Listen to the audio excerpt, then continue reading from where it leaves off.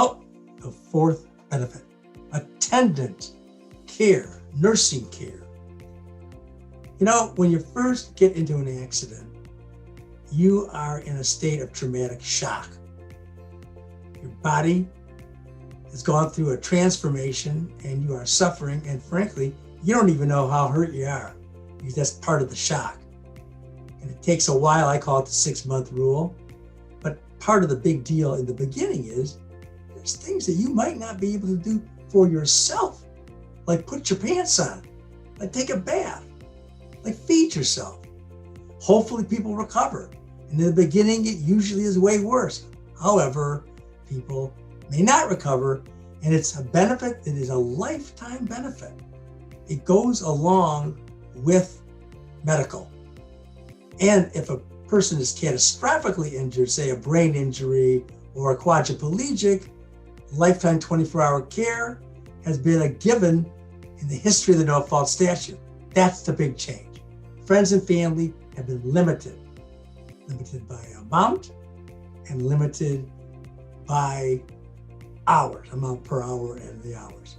But in terms of attendant nursing care, it is something that is lifetime, and it goes along and it can come in, like say, for instance, at 2.5 years, you needed surgery and you're in bed for 6 weeks and your wife's got to help you. Well, you can claim the benefit. Again, there has to be an expectation of financial recovery for that person. So sometimes it gets a little sticky when it is with friends and family and people who live with each other, who actually love each other and might do something for another person just based on love.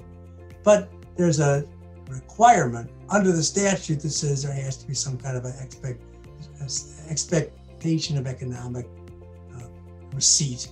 And it's technical, and I think that's going to be something that's going to be challenged in the future as well, but it is part of the legal framework that we fight in every day. And you should understand that all of these benefits, each of them, has been subject to all kinds of litigation, disputes.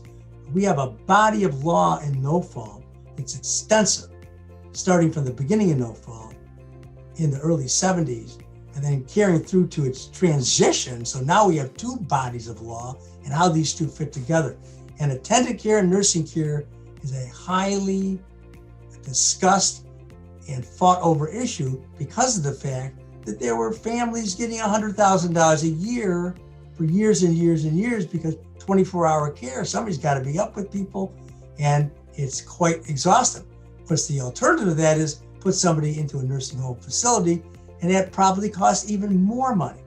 So it's an expensive attribute of driving motor vehicles. We still have very many automobile accidents.